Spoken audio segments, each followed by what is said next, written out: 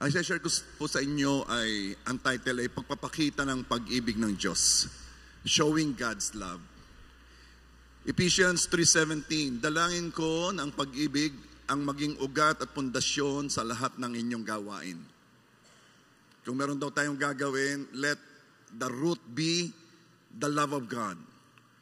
Upang inyong lubusang maunawaan kasama ng mga hinirang ng Diyos kung gaano kalawak, kahaba, kataas at kalalim ang kanyang pag-ibig. Ephesians 3:19, at naway maunawaan ninyo ang pag-ibig ni Kristo na hindi kayang abutin ng pag-iisip at sa gayoy mapuspos kayo ng buong katangian ng Diyos. Yan. Ang prayer ni Paul ay maunawaan natin ang pag-ibig ni Kristo. Napakahirap pong ito ay tayo na sa eternity na inuunawa pa natin, kinikilala pa rin natin ang pag-ibig ni Kristo. Kaya this is eternal life. Ito na yung ating destiny, ang makita at makilala ang Diyos at maunawaan ang kanyang pag-ibig. God is love. Alam natin na ang Diyos ay eternal, hindi siya masukat. At ganun din ang love. God is love. Ang Diyos ay hindi masukat. At ganun din po ang love. Hindi natin ito may paliwanag, hindi natin ito masukat. Pero kahit paano ay maunawaan natin kapag inihambing natin ito sa pag-ibig ng tao. Sabi ni Jesus, ang pinakamataas na maaabot ng pag-ibig ng tao ay mamatay para sa kaibigan. Yun na daw ang pinaka-peak na kayang gawin ng love ng tao. John 15:13. Wala nang hihigit pang pag-ibig kaysa rito nang isang tao ay mag-alay ng kanyang buhay para sa kanyang mga kaibigan. Yun na daw. Yun ang extreme love of people to die for your friend. Napakadakila na pagpapakita ng pag-ibig. Pero ang pag-ibig ng Diyos ay mas malawak dito, mas malalim, mas mataas. And Romans 5:7 and 8 says, sapagkat bihirang mangyari na ang isang tao ay mamatay alang-alang sa isang taong matuwid. Bagamat alang-alang sa isang mabuting tao, marahil ay may mga ahas mamatay. Meaning, hindi pa ito often. This is not normal. Ito pwedeng mangyari na may mamatay para sa kaibigan. Verse 8, subalit pinatutunayan ng Diyos ang kanyang pag-ibig sa atin na noong tayo'y mga makasalanan pa, si Kristo'y namatay para sa atin. That's the difference. That's the difference of God kind of love. A love that dies for His enemy. Yun po ay strange. Actually, sabi ng iba, may mga lumabas daw namang matatalinong tao na nagturo, magaganda ang mga teachings, pero iisa lang ang nagsabi, die for your enemy. Walang nakapagturo noon. Si Kristo lang. Yun ang uri ng kanyang pag-ibig. Ang pag-ibig, the divine love came to earth at pinakilala ng Diyos kung anong pag-ibig niya. And this is the kind of love, a love that dies for His enemy. Oh, yun po ay nakakagulat. Walang ganong uri ng pag-ibig sa lupa. Pinakita sa atin kung anong pag-ibig ng Diyos sa pamamagitan ng kamatayan ni Jesus para sa mga makasalanan. Hindi para sa kaibigan, kundi para sa mga kaaway ng Diyos. Higit na mas mataas sa pag-ibig ng tao.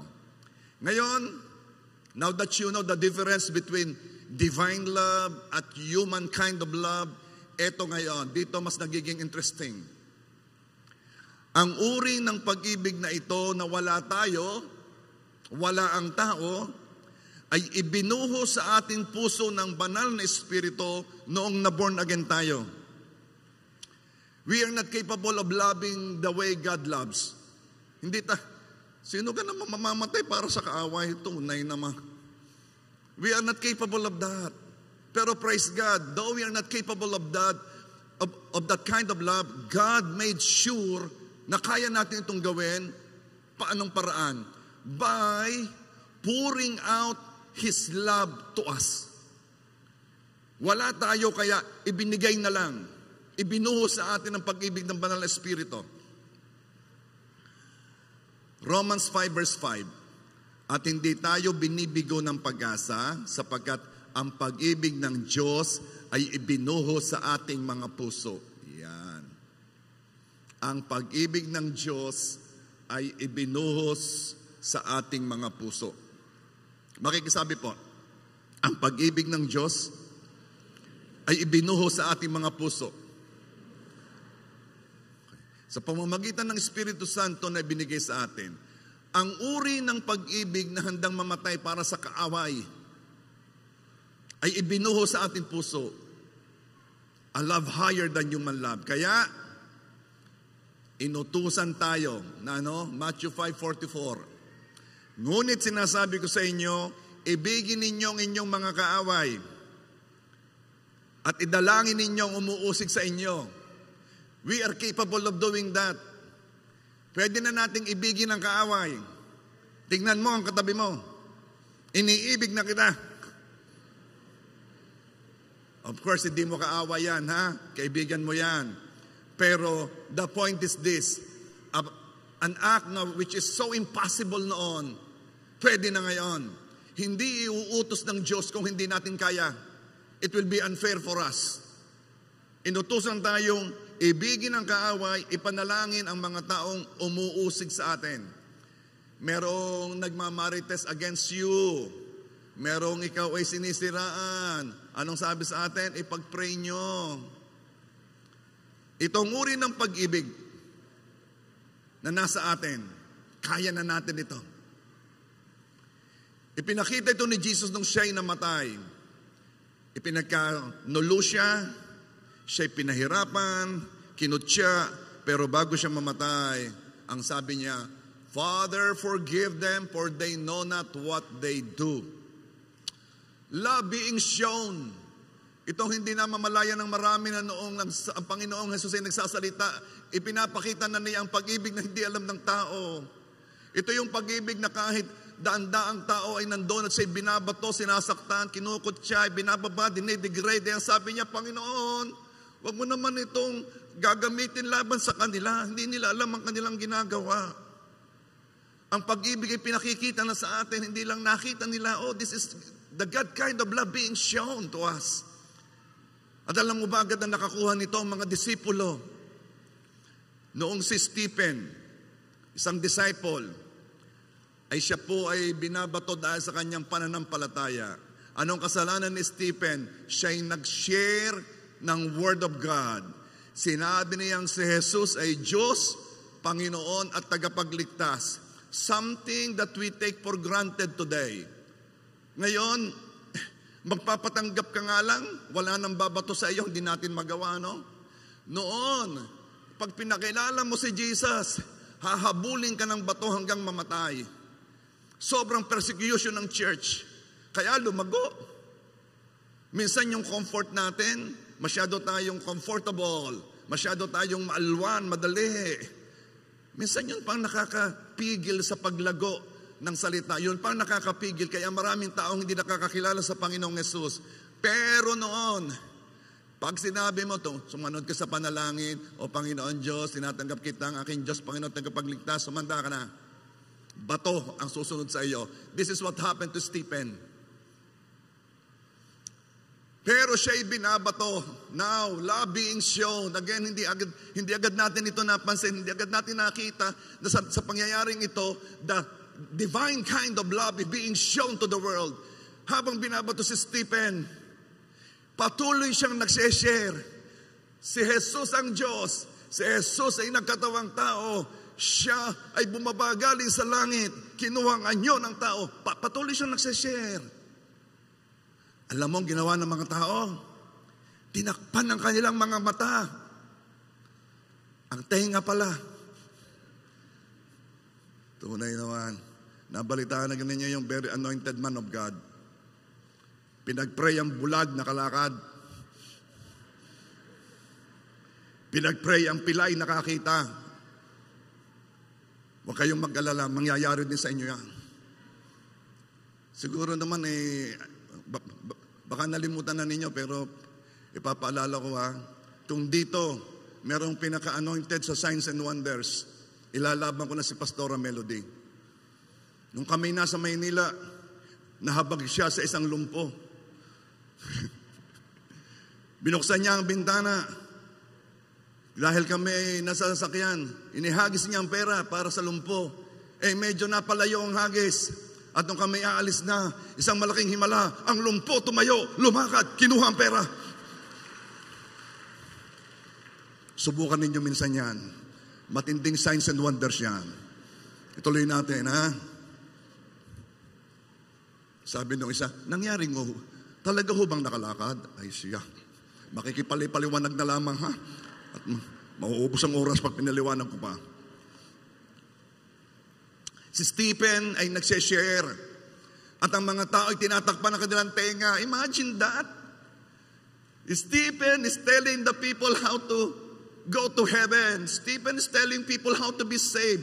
Stephen is telling the people kung paano makakalaya sa impyerno. And what were they doing? Sila po'y nagtakip ng tenga. At sa halip na pakinggan anong ginawa, kumuha ng batot na kiisa sa mga babato. Ay, pastor, hindi ko gagawin yon. I know. Dahil baka makulong ka.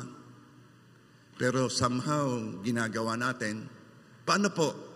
Okay.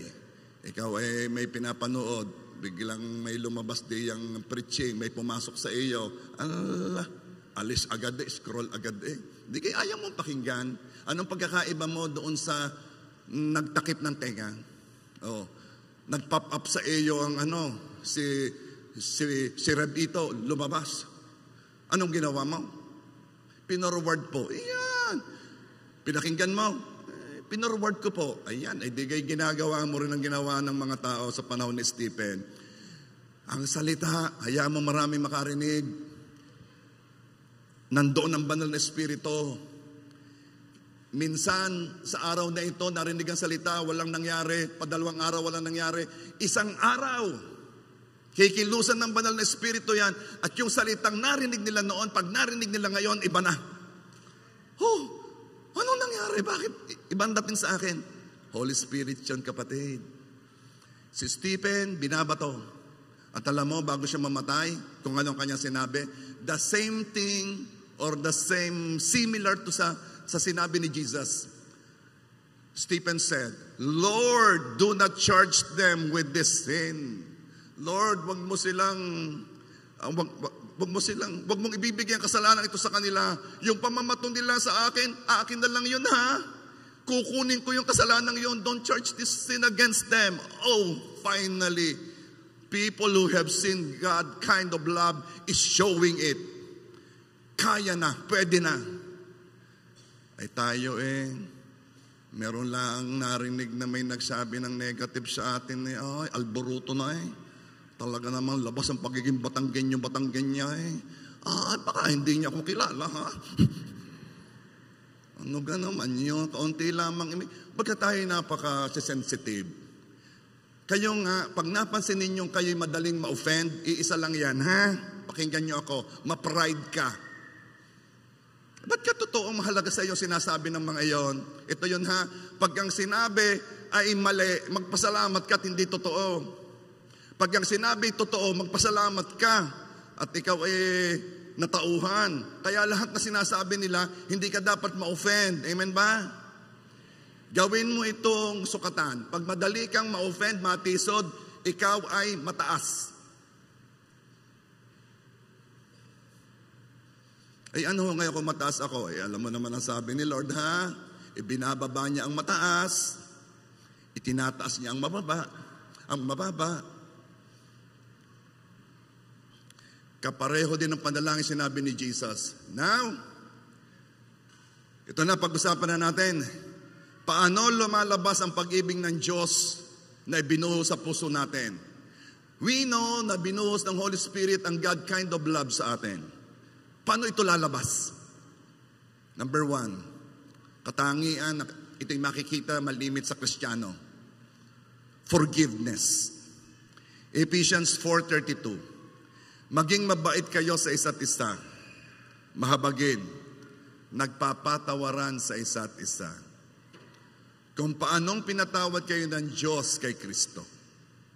Okay, may quality ang pagpapatawad kung paano ka pinatawad ni Kristo. Paano ka ba pinatawad ni Kristo?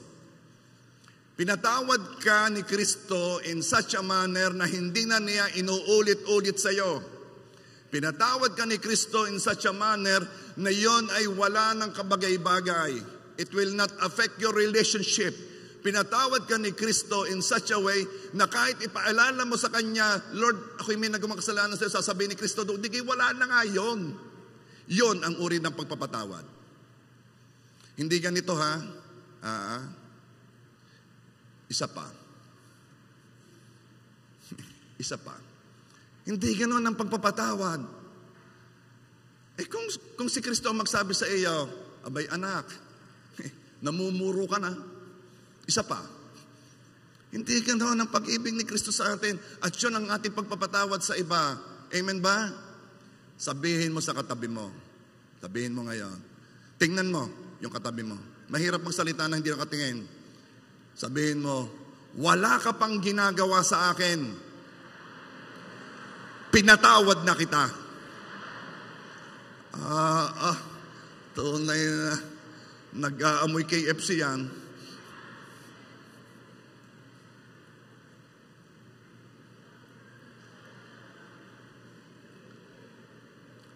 Kakaibang uri ng pag-ibig ang kumikilos kapag nagpapatawad sa mga nagkasala o nanakit sa atin. Ito ang pag-ibig ng Ama. Ako'y natutuwa doon sa napanood ko sa Reels Nagbabasketball. Di kayo malimit diyan sa basketballan, di talaga nagkakabanggaan. Basketball nga hindi naman chess. Hindi talaga nagkakabanggaan yan. Kaya yung mga madaingin, anong sabi ni Jaworski? Mag-chess ka na lang. Okay? May napanood ako sa Reels. Inaagawan siya. Di kayo binigay na. O sige, shoot.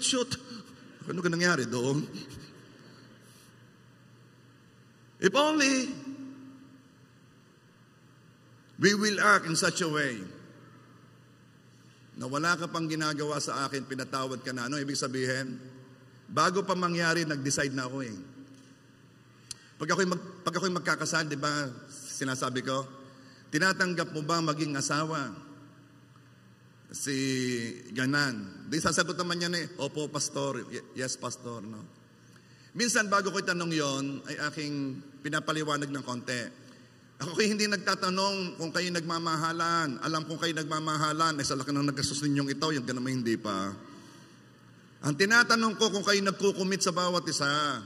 Ang tinatanong ko ay kung pinapatawad mo yan. Kung pinapatawad mo yan, wala pa akong nagagawang kasalanan, yun nga. Yun ang issue. Ikaw ay, yun ang mindset. Wala ka pang ginagawa, pinatawad na kita. Yun ang pag-ibig. Yun ang God kind of love. Ba, pag nakakita ka ng gayong mapapangasawa, ay napaka-bless mo. Kaya pag may nanliligaw sa iyo, pakinggan mo yung teaching nung Sunday. Bakit? Basta pakinggan mo, tapos mag-usap ulit tayo. Pag hindi na nakipag-usap yun, siya. Hindi iyon. Okay. Kapag tayo'y nagpapatawad, doon tayo kamukha ng Diyos. Di ba gusto nating makamukha ang Diyos? Kapag nagpapatawad ka, doon kayo magkamukha. Kasi si God lang ang gumawa nun Nagpatawad ng walaan na lang. Kaya pag nagpatawad ka ng walaan na lang, wow! Kamukha mo si God. Kaya ang sunod na tanong, paano kung hindi ka nagpapatawad, sino kamukha mo?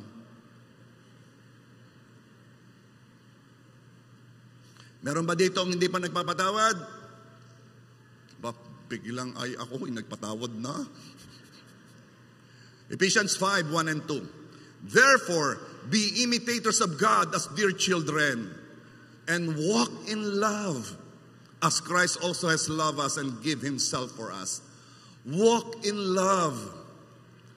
Paano pa po ba nagwo-walk in love? Ang nagwo-walk in love ay ginagawa mo ang lahat para wag kang makapanakit.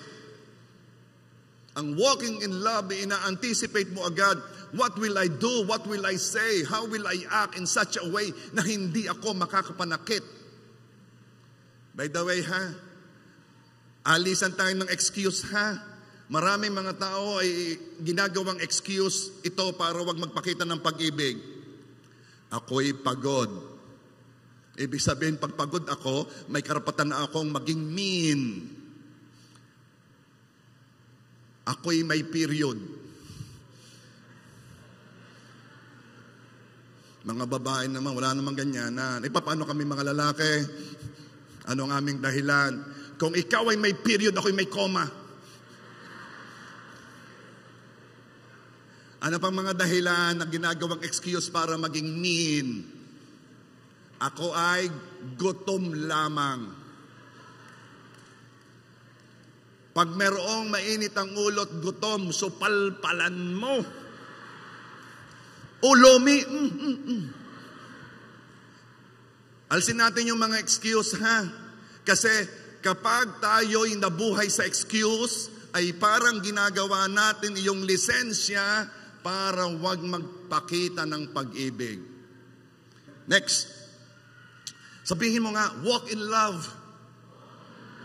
Dahil binuhos ng Holy Spirit ang pag-ibig sa atin, bilang mga minamahal na anak, tinutulad natin si Abba Father. Yes, gayahin natin si God bilang mga anak sa pamamagitan ng pagpapatawad natin, tulad ng pagpapatawad ng Diyos sa atin. Ang hindi nagpapatawad ay nagkikimkim ng sama ng loob. Katindi, magkikimkim na rin lamang, sama pa ng loob Kayo gaya'y naka-attend na ng wedding, di gaya mga ninong at ninang ay may binibigay. Anong tawag sa binibigay ng ninong at ninang? Pakimkim. Isipin mo, Arya, anak, ang aking pakimkim, sama ng loob. Ang hindi nagpapatawad ay nagkikimkim ng sama ng loob. Magkikimkim ka na rin lamang.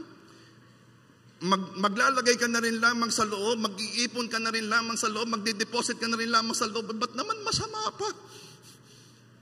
Magkimkim ka ng pag-ibig.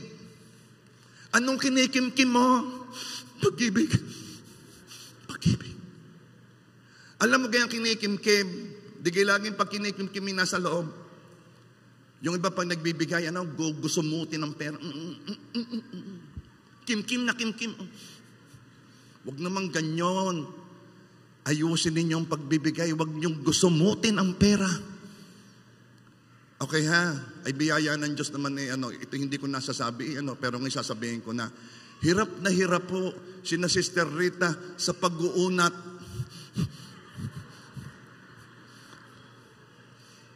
Huwag ninyong gusumutin. Ay parang kimkim na kimkim sama ng loob. Ayusin ninyo, offering yung kay Lord. Amen ba? Okay. Ang pagpapatawad ay pagpapakawala sa iyong kinagalitan. Pinapakawalan mo sila, pinapalaya. Wala nang hinihinging bayad, walang sinisingil, walaan na lang. Kaya nga pinatawad na kita Kapag ayaw mo silang patawarin, ibig sabihin ayaw mo silang pakawalan. At kapag ayaw mong pakawalan ang mga taong nakapanakit sa iyo, ang totoo, ikaw ang nakakulong. Ikaw ang ayaw mong pakawalan ng sarili mo. Kaya, pag nagpatawad tayo, pinapalaya natin ang ating sarili. I pray, sa lugar na ito ay walang nakabilanggo.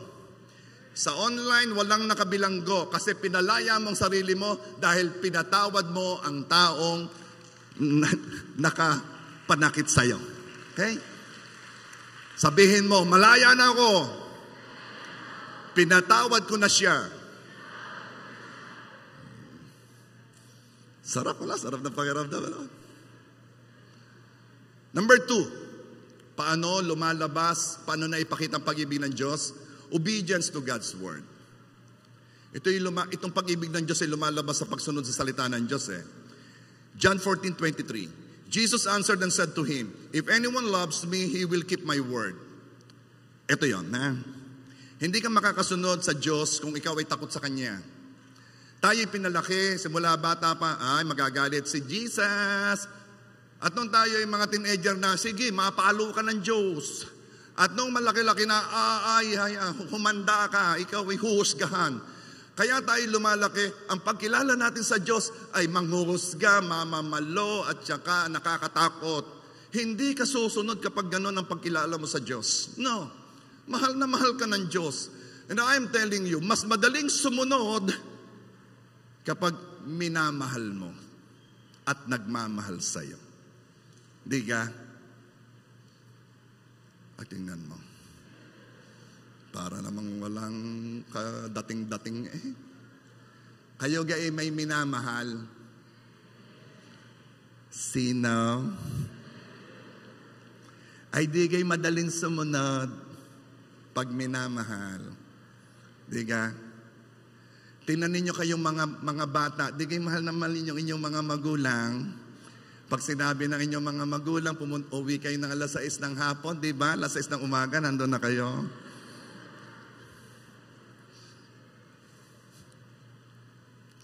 Madaling sumunod kung gusto mong gawin.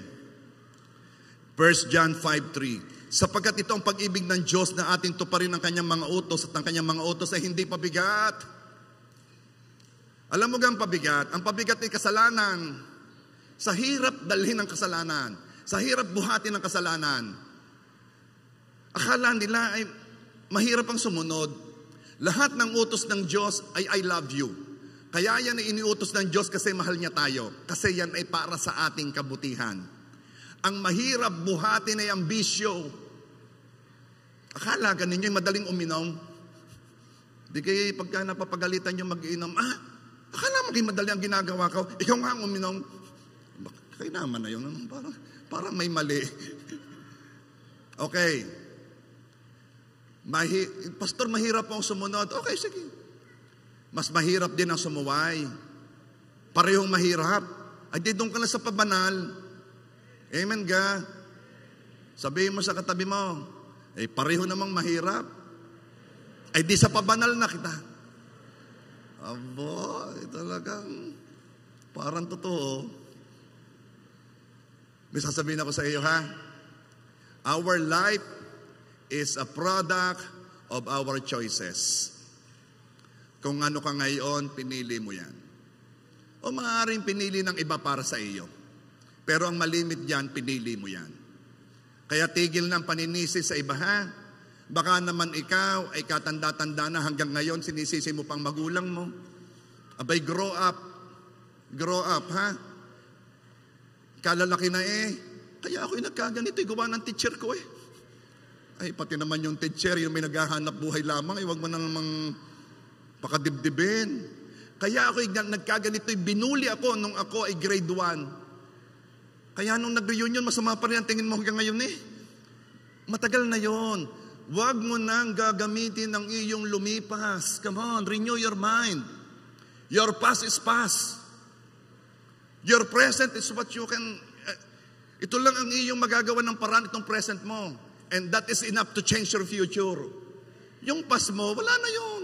Nangyari na Ano ka magagawa? Nangyari na Itong present mo, come on, pumili ka. Piliin mo ang tama. Ako po'y nalulungkot. Abay, pili. Malungkot ka pa o magsaya ka na. Pili. Ako po ay broken-hearted. O hanggang kailan? Pili. Ako po'y depressed. O hanggang kailan? Pastor, hindi mo naman naunawaan ng depress Hindi kaya nakakaranas ng depress. Kaya nga kayo makinig ng preaching ko. Nauna na. Nung ako'y bata, ako'y malungkot. Aba, adi sabi ni Lord, pababawiin kita. Kaya ngayon, lagi akong masaya. Sabihin mo ngayon, kung ako'y malungkot noon yon, ngayon may iba na. At ako'y nagpapasya na ako'y magiging masaya. Ayos? Tingnan ninyo, hindi, palulungkutin kita. Gagawin ko ang lahat para lumungkot ka. Hindi, talagang gagawin ko ang lahat. I will research, I will do everything to make you sad. This is my point. Kayo kayo magpapa-epekto sa akin. Hindi, kukulitin kita, palulungkutin kita. Kayo kayo magpapa-epekto sa akin. Dahil pag nagpa-epekto ka sa akin, you gave me power. Binigyan mo ko ng kapangyarihan sa iyo. Kung may tao nagpapalungkot sa iyo, binibigyan mo siya ng kapangyarihan sa iyo.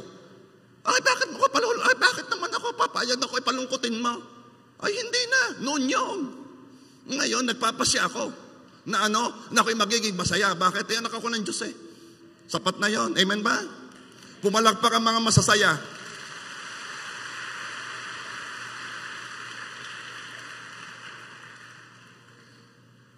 Ang binubuhusan ng pag-ibig ng Diyos, they want to obey.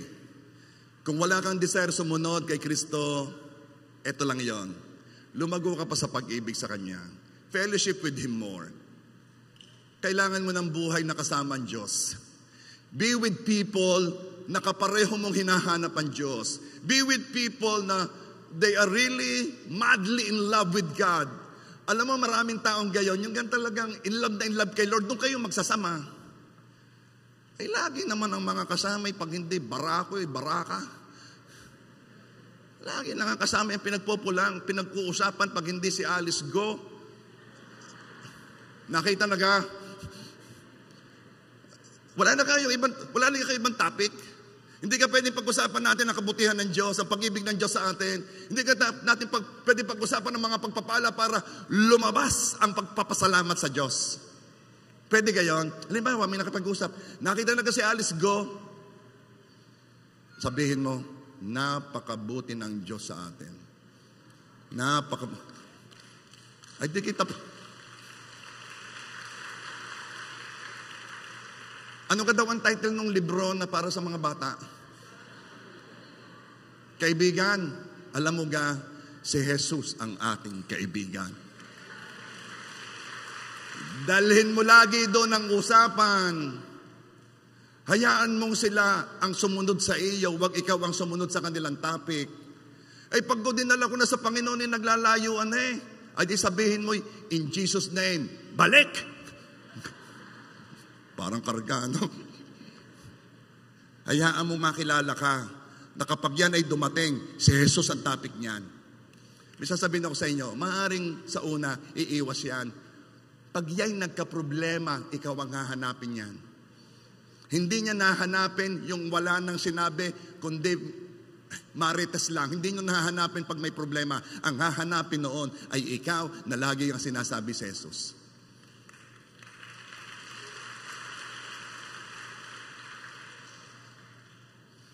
Number 3, generosity. Ito ang pagpapakita ng pag-ibig ng Diyos. 1 John 3:17. Kung sino man ay may mga pag-aari sa sanlibutan ito at nakikita niya ang kanyang kapatid na may pangangailangan at ipagkait sa kanyang habag, paano mananatili ang pag-ibig ng Diyos sa kanya?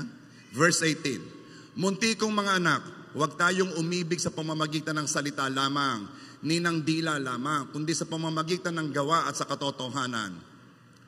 Walang kuripot na Kristiyano. Pag ikaw ay Kristiyano, ikaw ay generous.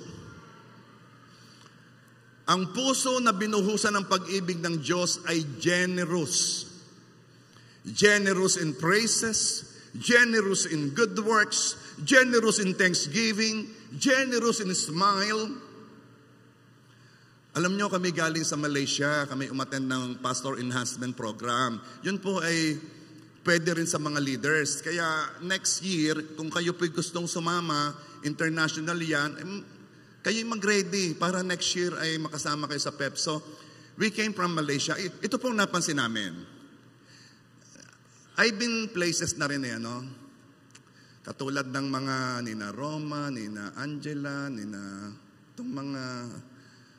Alam mo, ang mga Pilipino, kamamasayahin. They always have a ready smile. Ang mga Pilipino, kaya malimit, nasa service industry sila Lagi yang nakangiti kahit pagod na. How can I help you? Para siyang may muscle na talagang hindi nababago. Lagi siyang nakaganyan. Kahit galit na sa boss, ano po boss?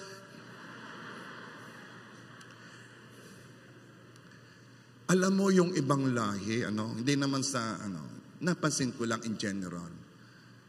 They are mean ba? Yung bang nasa restaurant kami, naglalagay ng kutsara, ay tinulungan naman ng aking anak, si Denise, ng paglalagay kasi ang table. Sabi ka naman why are you? Ano ko sabi?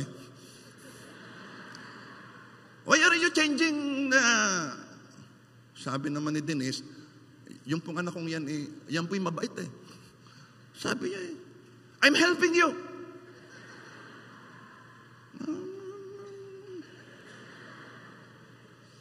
Sila kayo gayon.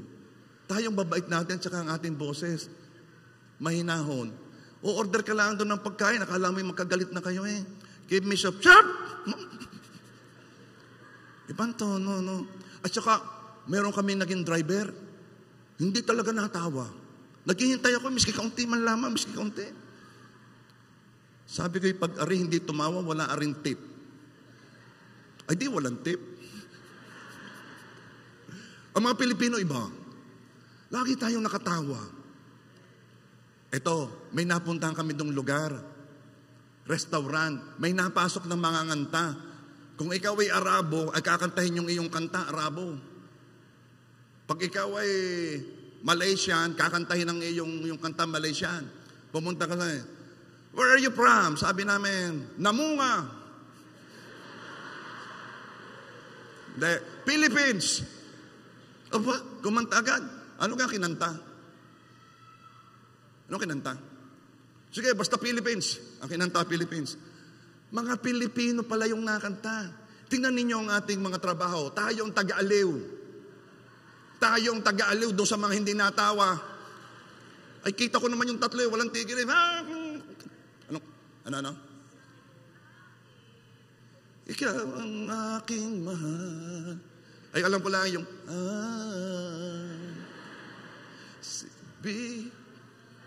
aking ikaw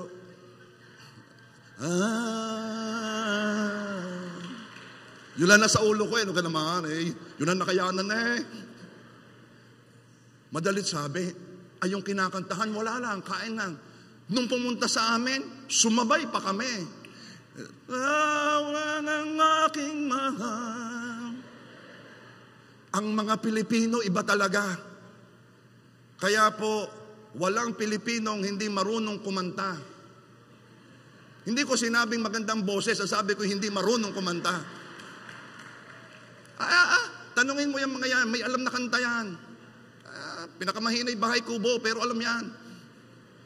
At pag hindi marunong kumanta, isasayaw yan. Yeah. Teka, wala na naman ako sa topic ko. Walang kuripot na Kristiyano, amen ba?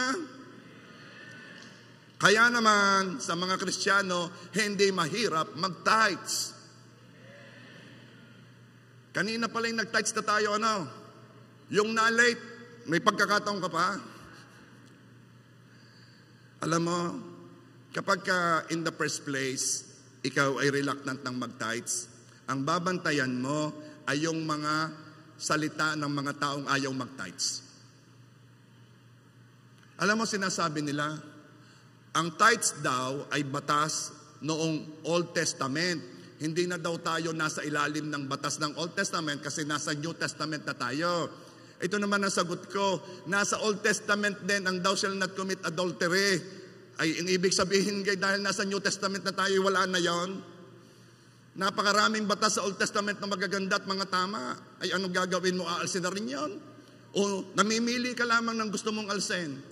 Nakasulat din sa Old Testament, Thou shalt not bear false witnesses against thy neighbor. Ibig sabihin, huwag kang magsisinungaling. So dahil nakasulat sa Old Testament, hindi mo na gagawin sa New Testament. What is my point? Kapag ikaw ay generous, hindi issue sa iyo ang tithes.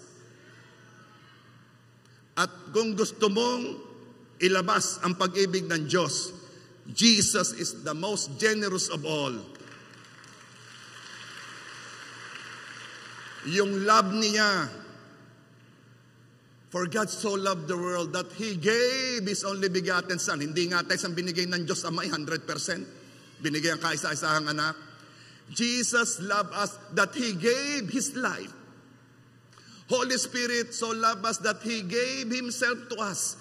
Kaya lahat na tumanggap sa Panginoong Jesus, may Holy Spirit nasa atin. Ang Diyos is always giving.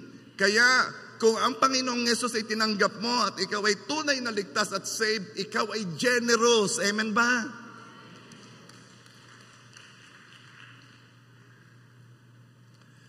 Now, may limitasyon ang pag-express ng pag-ibig sa generosity. Ano yon? Philippians 1 verse 9. May God's love within you abound within the borders of knowledge and discernment. May limitasyon po ang pag-express ng pag-ibig. Ano ang border? Limitasyon ng knowledge. Kaya may nakasulat sa Bible, huwag pakainin ang tamad. Pero sabi ng isang magulang, yun daw anak niyang pinakamatamad, yun daw ang pinakamalakas kumain. Ay anak, anong gagawin? Huwag pakainin ang umiiwas sa trabaho. Mag-apply ka. Ay gusto ko ako'y boss. Ang tamad ay mamaya ay manghihingi na. Ang tamad mamaya mangungutang na. Ang tamad mamaya magnanakaw na. Kaya kahit gaano mo kamahal ang sino man, turuan mo siya. May limitasyon ang generosity. Maraming mga anak ay na-spoiled kasi bigay ng bigay ang magulang, lalo na ang ina. Bigay ng bigay sa anak. Kasi yun ang kanilang bonding, yun ang kanilang ano. Ang mga tatay naman, they want to teach their children how to earn. Mga magulang, kung mahal mo ang iyong mga anak, huwag mong i-spoil. Turuan mo silang maghanap buhay. Are you there? Merong limitasyon at ang limitasyon ay knowledge. Lend wisely. Lucas 3:11, John replied, if you have 2 shirts, give 1 to the poor. If you have food, share it with those who are hungry. Kung meron ka daw 2 balabal, ibigay mo ang isa. Anong ibig sabihin? Kaya ikaw ay magbibigay dahil meron ka. Huwag kang magbibigay nang wala ka. Ibinigay mo yung isa mong balabal, ikaw ang gininaw. Ibibigay mo lang kung 2 ang balabal mo. Amen ba? So ang konteksto nito is you give what you have, not what you don't have. Ang generous naman, tingnan ninyo, ang generous ay hindi magastos. Siya'y mabigay, pero hindi siya magastos sa sarili. Bakit? Hindi siya magastos para may maibigay siya sa iba. Kasi hindi ka talaga magkakameron kung ikaw ay magastos. At hindi ka magiging magastos kung ikakarir mo ang pagbibigay. Tayo kumain sa restaurant na ito, mahal dito. Pero kumain tayo sa restaurant na ito, mura dito. Pag tayo dito kumain, may matitira tayong pera para mas marami tayong mapakain. Yun ang ibig sabihin ng border ng knowledge. Sabi ng iba, wala nang natira. Paano naman kung ubusin mo naman ay inam Ilang sapatos ang kailangan natin? May nakakita na ba kayo na taong 3 sapatos ang suot ng isang beses? Isang sapatos uli, isang sapatos uli. Okay. Okay naman ang marami sapatos. Meron kang pang basketball, may pang takbo ka, may pang magandahan ka. Okay naman yon. Pero pwede ba, tingnan ninyo ang inyong cabinet, tingnan ninyo ang sapatos nyo? I'm telling you, napakarami na. Kailangan ay magpigil na. Alam mo bang mayroon talagang Yung mga mayayaman talaga, ano? Ano kang sisimple? Ang t-shirt ay butas na sa kalalaba. Yung mga payaman pa lamang, ano kang puporma? Sa puporma naman. Yung mga walang pinatutunayan, sila ang mga matatalinong gumastos. Naalala ko yung, I think it was Gokong Wei, nagpa-meeting. Alam mo, kung ano ang pinakain, pansit. Walang pang ulam, sabi, may sahog na daw naman yung ulam. Yun na yun. Kaya na, yaman. Ano? Ay tayong mga Batanggenyo, ano? Allah. Parine, pasok, kain. Parine, kain kayo. Ay, ano ka, kainin, sandalit. Duutang pa sa... Tayo napaka-hospitable. Napaka-hospitable natin. Pero sometimes yung border ng knowledge, lampas na eh. Ano sabi nila? Mawala ng lahat, wag lamang ano? Are you there? Napakaraming relasyong nasira dahil sa utangan.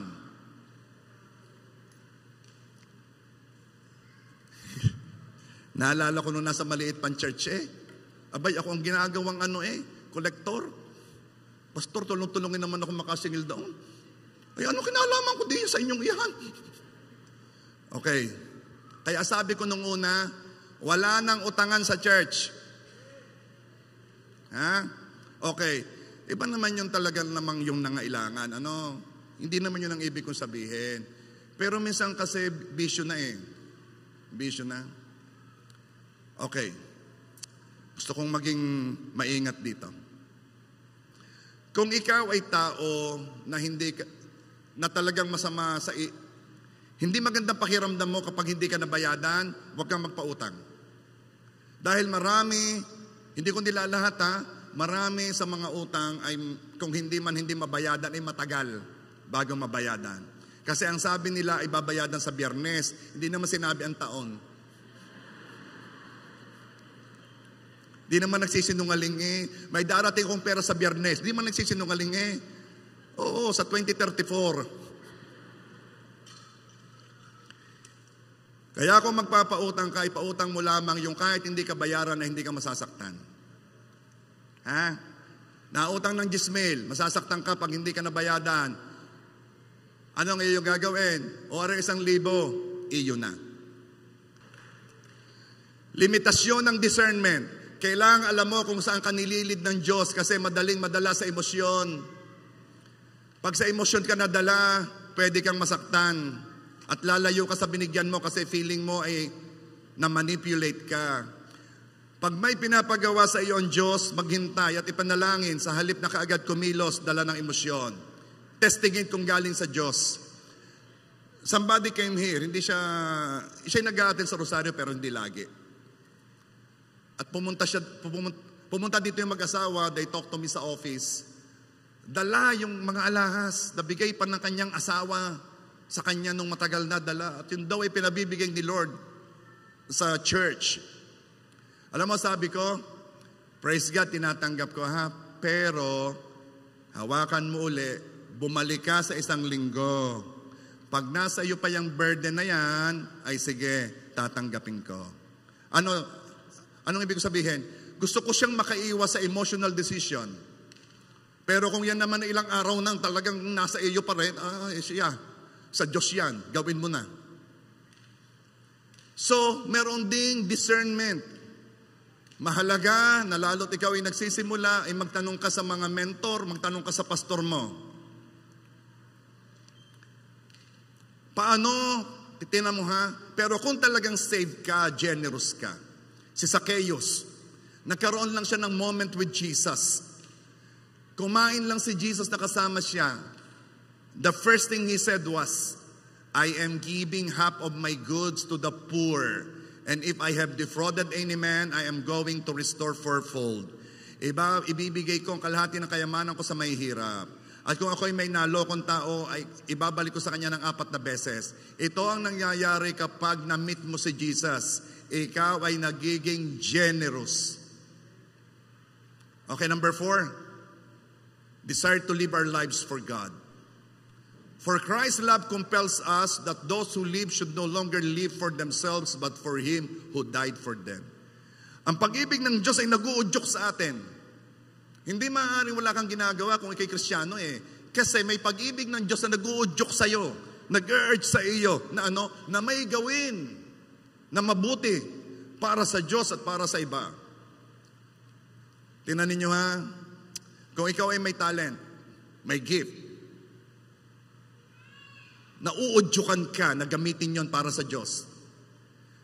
Kapag ikay na born again, magsisimula ka mag-isip tungkol sa walang hanggan, tungkol sa kaharian ng Diyos. Nag-iisip ka, how can I be used to expand God's kingdom?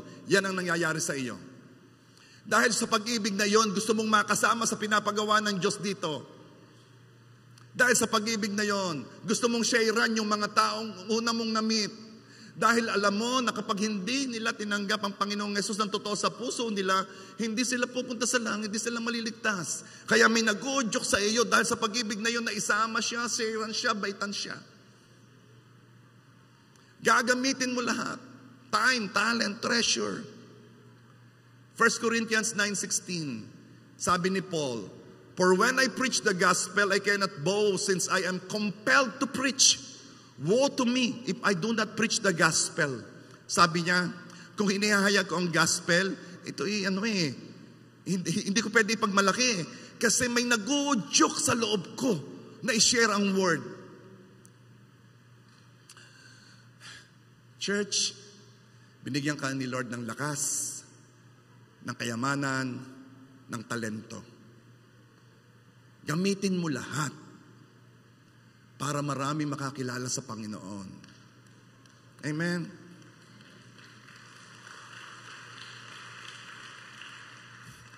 And lastly, meron kang desire to live for others. 2 Corinthians 12:15, "And I will be very gladly spend and be spent for your souls, though the more abundantly I love you, the less I am loved."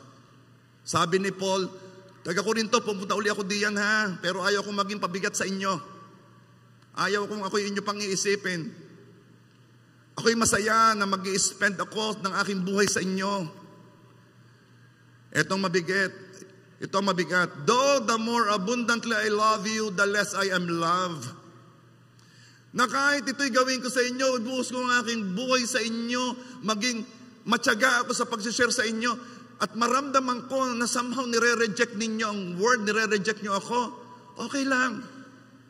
Because the more I love you, the more I feel I am unloved, okay lang. Bakit? Kasi nung si Jesus ay nagpunta dito, sabi niya, "I love them not because they love me, but because I love them." Pumunta dito si Jesus sa sinabi niya, "Mahal ko kayo, hindi dahil mahal niyo ako. Mahal ko kayo dahil mahal ko kayo." Walang ibang dahilan. Galing sa Kanya ang love. Bakit siya namatay sa krus para sa iyo? May nakita bang kakaiba sa iyo? Are you so special for a God to die for you? You know yourself. Alam mong marami kang nagawang kasalanan, alam mong ikaw ay hindi perpekto, alam mong ang iyong bibig ay maraming nasabi hindi magaganda. You don't deserve to be saved. Pero God saved you, not just because of you, but because of Him. He is love, and love compels God to save you, to die for you.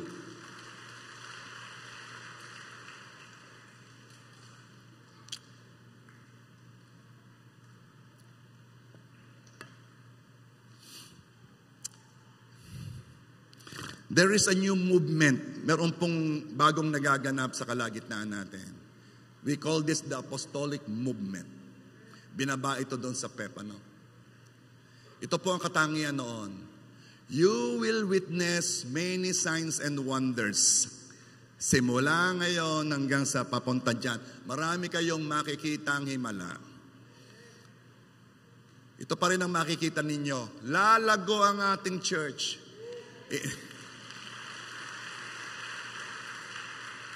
Ang iba iniisip, tinatanong sa akin, ano po ang ilalagay na kisame dito sa ating in-extend? Hindi nila alam, ang iniisip ko na kung paano palalawakin pa. Kung paano sisirain ng wall. Kung paano lalagyan ko doon ng LED wall para yung side na yon ay makikita pa rin tayo kasi ang dami-dami natin. Ito ang mangyayari sa apostolic movement. Ito pa rin ang mangyayari. Marami tayong mabubuksan church sa iba't ibang lugar. Kaya maraming pastor ang mare-raise up sa lugar na ito. Ito ang mangyayari. Pero ang pinakamabigat na mangyayari ito, kakaibang pag-ibig ang ibubuhos ng Diyos sa atin. Yung mga bagay na akala mo noon you are not capable of, you're not capable of loving that person, or you're not capable of loving that much, magugulat kayo. For a very long time, masyado tayong humanga sa may mga talent, may mga skills, may mga gifts. May gift of preaching, may gift of singing, may gift of dancing. Merong mga gifts. Humanga tayo sa mga nasa pulpit. May sasabihin ako sa inyo, this apostolic movement, mag-iiba na. Pag-ibig ang makikita natin at hahangaan natin. There will be a pouring out of greater love. At ito'y madi-display. Hindi ako magtataka kung meron akong maririnig ng mga testimony kung papaano nila na-express ang God kind of love na yon. Dahil yon ang binubuhos ng Diyos ngayon. Titigil na ang mga maritesan, titigil na ang mga masasakit na salita, ang paghusga. Bakit? Kasi instead of doing that, you will choose to love. Titigil na ang mga hindi pagpapatawa, titigil ng sama ng loob, titigil na ang paninisi. Why? Instead of doing that, you will love. Titigil na ang mga self-pity, titigil na ang pagiging self-centered, titigil na ang akala mo the universe revolves around you because you want to express your love to the universe. You want to express your love to many. Ikaw na ang magbibigay ng love sa halip na kuhanin ng pag-ibig ng mga tao. That is what will happen.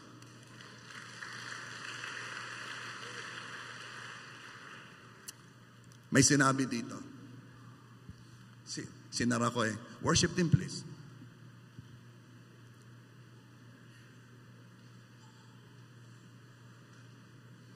First Corinthians 13:1 hanggang 3. Makapagsalita man ako sa mga wika ng mga tao at ng mga anghel, kung wala naman akong pag-ibig, para lamang akong kampanang umaalingaw-ngaw o pumpiyang na maingay.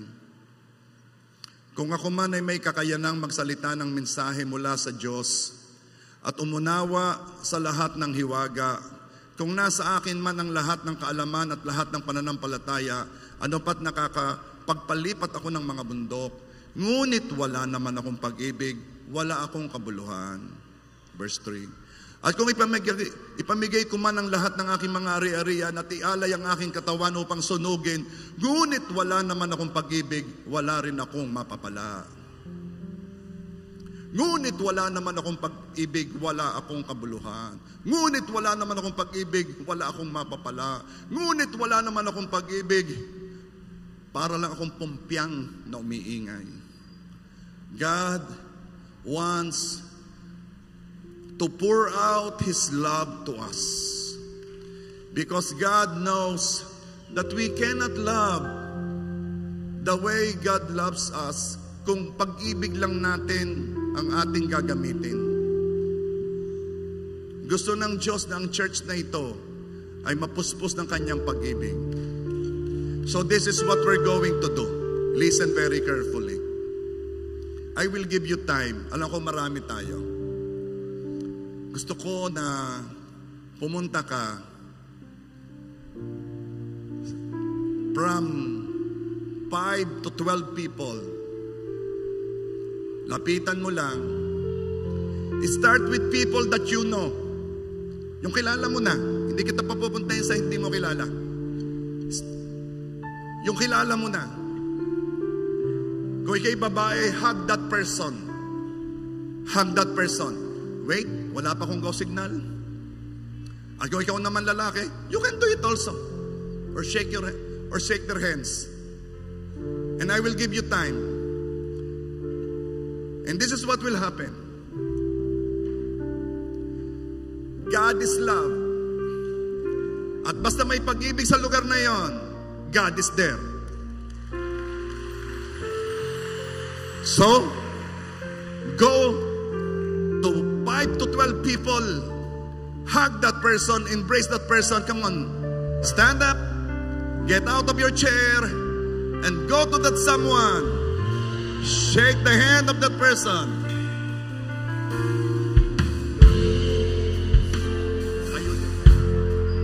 Kayo din.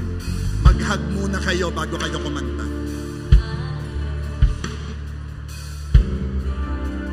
Tagal-tagalan mo ang pag-express ng love.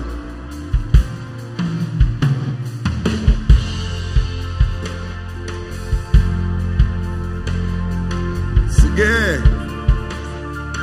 Huwag kang matakot yumapos. Hug that person. Shake hands with him. Go around. Let the love of God flow.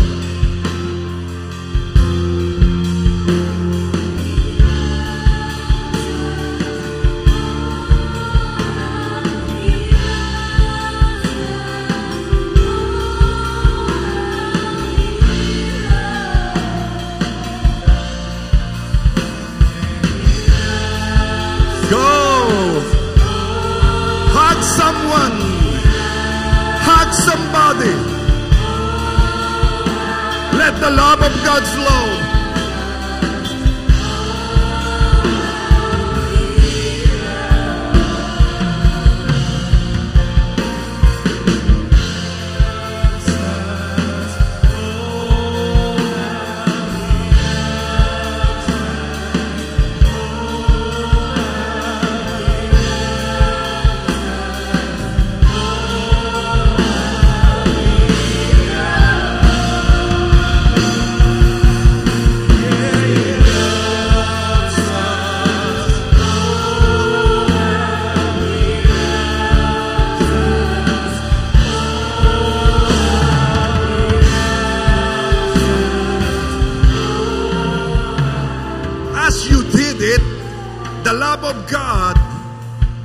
Manifested. Now ito ngayon ang gagawin mo. Look at me, J.A.1 Rosario, kahit nasa online. We are family. We are family. Okay? Puntahan mo naman ngayon ang hindi mo masyadong kilala. Yung hindi mo masyadong kilala, come on. Shake hands with that person. Hug that person.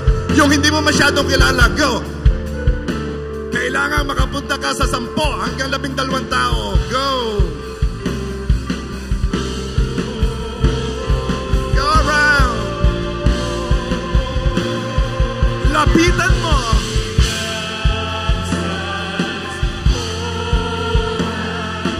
Let the love of God flow!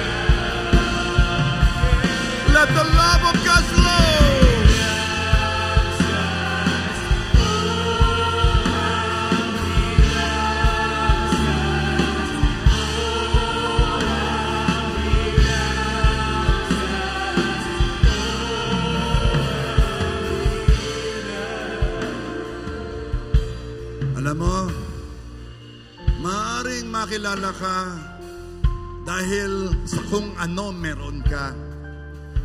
Maaaring makilala ka dahil sa kung sino ka. Maaaring makilala ka dahil sa kung anong alam mo. Pero ang gusto ng Diyos, makilala ka dahil nasa iyong pag-ibig niya. That's why every time you come here, we say, welcome home. This is your family where love is. Come on, raise up your hands. And we will worship the King of all kings.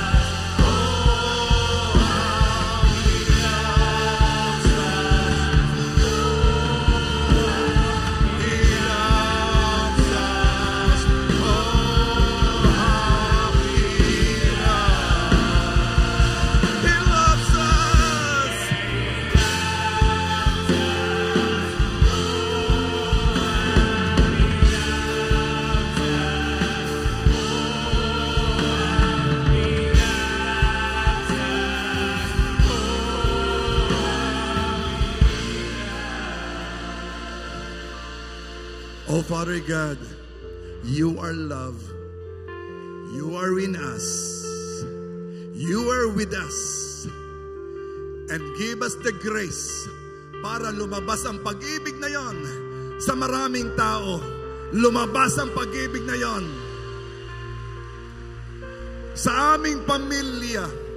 Lumabas ang pag-ibig na yon sa aming mga kapatid, sa aming mga anak, sa aming kamag-anak. Lumabas ang pag-ibig na yon sa mga taong kilala namin, sa aming mga kaibigan. Lumabas ang pag-ibig na yon. Raise up your hands now. Father God, pour out that apostolic love. Pour out to your church now in Jesus' name. Amen.